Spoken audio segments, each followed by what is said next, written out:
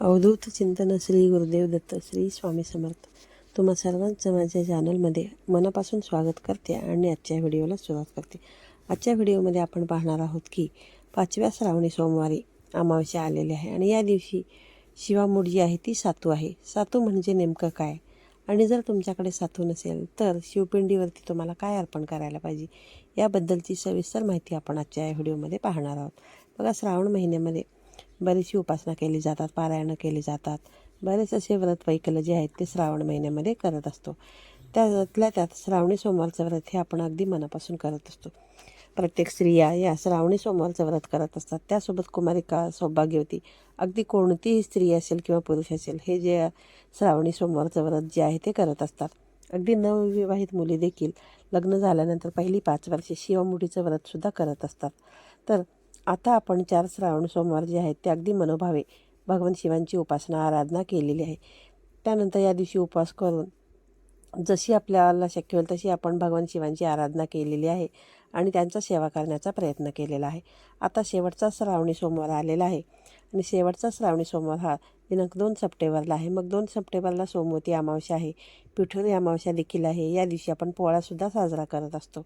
अशामध्ये तुम्हा सर्वांना प्रश्न पडला असेल की अमावस्येला आपण हा जो श्रावणी सोमवार आहे तो धरायचा का आणि मग तो लागू होईल का? तर बघा, पंचांगानुसार सोमवती अमावस्या ही तिथी दिनांक 2 सप्टेंबरला पहाटे 5:21 सुरू होते आणि तिची समाप्ती ही 3 सप्टेंबरला सकाळी 7:24 होणार आहे. त्यामुळे उदय तिथीनुसार जी अमावस्या आहे ती अमावस्या आहे 2 सप्टेंबरला आणि 3 सप्टेंबरला सुद्धा सकाळी 7:34 समाप्ती होणार आहे. त्यामुळे ही जी अमावस्या आहे ती 3 सप्टेंबरला सुद्धा असणार आहे. पण आपण श्रावणी सोमवारचा जो उपवास आहे तो सोमवारी करू शकतो. त्या दिवशी बघा, पिठोरी अमावस्यासुद्धा आहे आणि अमावस्या ही पितरांसाठी विशेष करून मानली जाते. ही अमावस्या सोमवारी असल्याने या अमावस्येला अधिकच महत्त्व प्राप्त झालेलं आहे. शिवाय श्रावण अमावस्या असल्याने अमावस्या तिथी कधी सुरू होणार आहे हे मी तुम्हाला सांगितलेलंच आहे. त्यामुळे सोमवारच्या दिवशी संपूर्ण अमावस्या असल्यामुळे आपण सोमवारचा व्रत जो आहे तो धरायचाच आहे आणि कारण दुसऱ्या दिवशी श्रावण महिना जो आहे तो संपणार आहे. त्यामुळे हा सोमवार तुम्हाला नक्की धरायचा आहे. श्रावणी सोमवारची 5व्या श्रावणी सोमवारची शिवामूठ जी आहे ती आहे सातू. अमावस्येच्या दिवशी बघा, स्नानाला अगदी अनन्यसाधारणाचे महत्त्व आहे. या दिवशी शुभदर्शन ब्रह्ममुहूर्त 2 सप्टेंबर रोजी सकाळी पहाटे 4:38 ते 5:24 असणार आहे. पूजेचा जो शुभमुहूर्त आहे तर तो सकाळी 6:09 पासून ते 7:44 असणार आहे. बैलपोळा हा सण साजरा करण्याची आपली परंपरा आहे. श्रावण महिन्यातील बैलपोळा हा शेवटचा सण मानला जातो. त्यानंतर भाद्रपद महिन्यामध्ये आपल्या लाडक्या गणपती बाप्पाचं गणरायाचं आगमन होत असतं आणि गणपती बाप्पांचं आगमन होतं पिठोरी अमावस्येच्या दिवशी. बघा, सर्व पदार्थ जे आहेत ते पिठाचे बनवले जातात. त्यामुळे या अमावस्येला पिठोरी अमावस्या असे म्हटले जाते किंवा किंवा पिठाची अमावस्या असे सुद्धा म्हटलं जातं. या दिवशी मातृदिवससुद्धा साजरा केला जातो. या दिवशी दुर्गा माता, त्याचबरोबर 64 योगिनींच्या देवींची मूर्तीसुद्धा पीठ म्हणून तयार केली जाते किंवा कोणी हाताने सुद्धा चित्र रेखाटून यांची पूजा करतात. कारण आपल्या घरातील जे मुलं आहेत, सुख समृद्धी आहेत, पिठोरी अमावस्येच्या दिवशी उपवास करत असतात. 64 योगिनींची पूजा या कारणासाठी करत असतात. 64 कलांनी गुणांनी युक्त अशी 64 योगिनी जी आहे तिच्यातील जे काही सर्व चांगले गुण आहेत ते आपल्या मुलांमध्ये येऊ देत, यासाठी आई जी आहे ती आपल्या मुलांसाठी व्रत करत असते. तर बघा, तुमची मुलं लहान असतील, मोठी असतील, तुम्ही त्यांच्यासाठी हे करू शकता. त्यानंतर बघा, अनेक घरामध्ये या दिवशी भाताची खीर हा खास करून नैवेद्य दाखवला जातो. या दिवशी अमावस्येला पितृदोषापासून मुक्ती मिळवण्यासाठी काही उपाय देखील केले जातात. या दिवशी बैलपोळा हा सण देखील साजरा केला जातो. महाराष्ट्रातील ग्रामीण भागांमध्ये पोळा हा सण अगदी थाटामाटात अगदी मोठ्या उत्साहाने साजरा केला जातो. सकाळी उठून घरातील बैलांना नदीवर नेऊन त्यांना उटणे लावून त्यांना आंघोळ घातले जाते. विविध वस्त्रांनी या दिवशी त्यांना दागिन्यांनी सजवलं जातं. तसेच घरातील स्त्री त्या बैलांची पूजा करत असते आणि बैलांना पुरणपोळीचा नैवेद्य दाखवला जातो. ज्या घरामध्ये बैल नसतात त्या घरामध्ये लोक जे आहेत ते मातीचे बैल बनवतात आणि त्यांची पूजा करून कृतज्ञता व्यक्त करतात.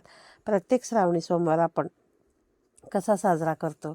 बघा, श्रावणी सोमवारचं व्रत हे अगदी 4 सोमवार जसे केले आपण त्याच पद्धतीने आपल्याला या दिवशी सुद्धा व्रत करायचं आहे. दिवसभर आपल्याला उपवास धरायचा आहे आणि सायंकाळी आपण प्रदोष काळामध्ये भगवान शिवांची उपासना करून आपल्याला उपवास सोडायचा आहे.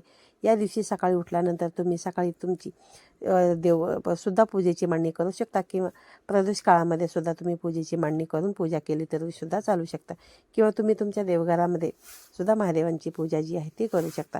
जर तुम्हाला या दिवशी शक्य झालं तर तुम्ही मंदिरामध्ये जाऊन सुद्धा महादेवांची पूजा अर्चा करू शकता. कारण मंदिरामध्ये जितकं पावित्र्य असतं तितकं आपल्या घरामध्ये नसतं आणि श्रावणी सोमवार असल्यामुळे मंदिरामध्ये जे शिवतत्व जास्त प्रमाणामध्ये कार्यरत असतात ते आपल्या घरामध्ये नसतात. त्यामुळे जर या दिवशी तुम्हाला शक्य झालं तर तुम्ही मंदिरामध्ये जाऊन सुद्धा पूजा करू शकता. अमावस्या आणि त्यातल्या त्यात अमावस्या असल्यामुळे या दिवसाला अनन्यसाधारण असं महत्त्व आलेलं आहे. त्यासाठी तुम्ही महादेवाच्या मंदिरात जाऊन महादेवांच्या पिंडीवरती अभिषेक करू शकता. आणि जर समजा तुम्हाला शक्य झालं नाही तर तांब्याभरून पाणी देखील तुम्ही महादेवाच्या पिंडीवरती वाहू शकता. आपल्याला भगवान शिवांची महादेवांची पूजा करायची आहे. नेहमीप्रमाणे सर्वात अगोदर आपल्याला दिवा लावून घ्यायचा आहे आणि दिव्याची पूजा करून घ्यायची आहे. त्यानंतर गणपती बाप्पांची पूजा करून घ्यायची आहे, अभिषेक करून घ्यायचा आहे आणि महादेवाच्या पिंडीवरती सुद्धा आपल्याला अभिषेक करायचा आहे. महादेवाच्या पिंडीवरती अभिषेक करताना तुम्ही सुरुवातीला पाण्याने, त्याच्यानंतर कच्च्या दुधाने, पंचामृताने किंवा दुधाने, तुम्ही चंदनची पावडर आहे त्याच्यामध्ये थोडंसं पाणी मिसळून त्याच्याने सुद्धा तुम्ही जो आहे शिवपिंडीचा अभिषेक जो आहे तो करू शकता. किंवा ह्या ज्या 5 वस्तू मी सांगितल्यात पंचामृतामध्ये त्यातल्या सेपरेट 5 वस्तू घेऊन सुद्धा तुम्ही महादेवांच्या पिंडीवरती अभिषेक करू शकता.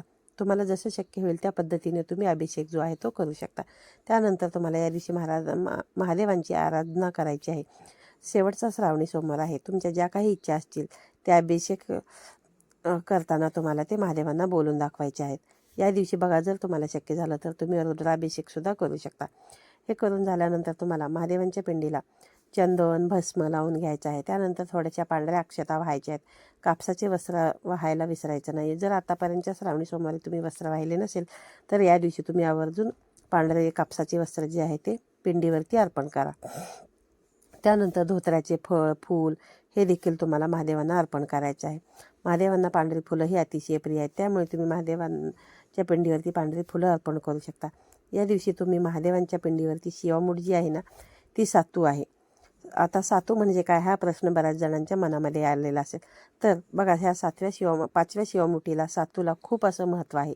यावर्षी श्रावण महिन्याची सुरुवात ही शुक्ल पक्षातील तृतीय प्रतिपदापासून झालेली आहे आणि 5 ऑगस्टला श्रावणी सोमवार होता आणि याची समाप्ती ही 3 सप्टेंबर श्रावण सोमवार आहे आणि दुसऱ्या दिवशी मंगळवार म्हणजे 3 सप्टेंबर रोजी श्रावण महिन्याची समाप्ती होणार आहे. या दिवशी शिवामूठ जी आहे ती सातू आहे. सातू म्हणजे गहू, तांदूळ, तीळ, ज्वारी, बाजरी, मका, हरभरा असे अनेक धान्यांना एकत्र करून धरलेली एकत्रित मूठ जी आहे ती शिवलिंगावरती अर्पण केली जाते. असे केल्याने आपल्याला सुख, समृद्धी, धन प्राप्ती होते असे म्हटले जाते. त्यामुळे 5व्या श्रावणी सोमवारी शिवामूठ जी आहे ती सातू आहे. सातू म्हणजेच काय तर भाजलेल्या धान्याचं एकत्रित पीठ. तुम्हाला जर हे करायला वेळ नसेल तर तुम्ही कोणतेही 7 धान्य जे आहेत ते एकत्रित करून त्याची तुम्ही शिवामूठ जी आहे ती शिवपिंडीवरती अर्पण करू शकता. त्यानंतर जर तुमच्याकडे तेही 7 धान्य जरी नसतील तर तुम्ही काय करू शकता की गहू, हरभरा एकत्र करून सुद्धा तुम्ही अर्पण करू शकता किंवा मग फक्त गव्हाचं पीठ जे आहे ते सुद्धा तुम्ही शिवपिंडीवरती अर्पण करू शकता. हे सर्व करत असताना शिवामूठ वाहताना तुम्हाला एक मंत्रसुद्धा म्हणायचा आहे किंवा ओम नमः शिवाय, ओम नमः शिवाय हा जो मंत्र आहे तो तुम्ही म्हणू शकता किंवा मग शिवामूठ वाहताना जो मंत्र म्हणतो आपण शिवा शिवा महादेवा, माझी शिवामूठ ईश्वरा देवा, मनातील इच्छा पूर्ण करा महादेवा, असे म्हणून तुम्हाला भगवान शिवशंकरांना प्रार्थना करायची आहे. बघा आता मी तुम्हाला सांगितलं की सातू म्हणजे काय आणि हे सातू वाहण्याला अनन्यसाधारण असे महत्त्व आहे. त्यामुळे शिवलिंगावरती तुम्हाला शिवामूठ जी आहे ती सातू अर्पण करायची आहे. त्यानंतर बघा दुसऱ्या दिवशी हे जे काही आपण केलेलं आहे शिवामूठ जी अर्पण केलेली आहे ती तुम्ही दुसऱ्या दिवशी एखाद्या निर्मल्यामध्ये सुद्धा टाकू शकता किंवा एका झाडाच्या बुडाशी सुद्धा तुम्ही टाकू शकता. जेणेकरून त्या जे काय आपण दान केलेलं आहे, जे काय आपलं धान्य आहे, जे काय पूजेचं सामान आहे त्याच्यावरती तुम्हाला कोणाचं पाय पडणार नाही याची काळजी घेऊनच तुम्हाला जे आहे ना ते करायचे. किंवा मग जे काय वाहिलेलं धान्य आहे त्याच्यामध्ये आणखीन थोडीशी भर घालून तुम्ही ती दान केलं तरीसुद्धा चालू शकतं. दानाला खूप महत्त्व आहे. त्यामुळे तुम्हाला यथाशक्ती तुम्हाला जसं शक्य असेल त्या पद्धतीने तुम्ही दान जे आहे ते करू शकता किंवा एखाद्या निर्माल्यामध्ये सुद्धा टाकलं तरीसुद्धा चालेल. तर बघा, आजच्या व्हिडिओमध्ये मी तुम्हाला शिवमुठ जी आहे ती सातूची आहे. सातू म्हणजे काय हे याबद्दलची सविस्तर माहिती दिलेली आहे. तर आजच्या व्हिडिओमध्ये मी तुम्हाला बरीच अशी माहिती मला जितकी अवगत झाली तितका मी तुम्हाला सांगण्याचा प्रयत्न केलेला आहे. या दिवशी तुम्हाला बाकी काही जरी नाही जमलं तरी निदान तुम्ही एक बेलपत्र जरी महादेवांच्या पिंडीवरती अर्पण केलं तरीसुद्धा तुम्हाला संपूर्ण श्रावण महिन्यात व्रतवैकल्य केल्याचं पुण्य जे आहे ते तुमच्या पदरी मिळेल. तर आजच्या व्हिडिओमधली माहिती तुम्हाला आवडली असेल तर व्हिडिओला लाईक करा, शेअर करा.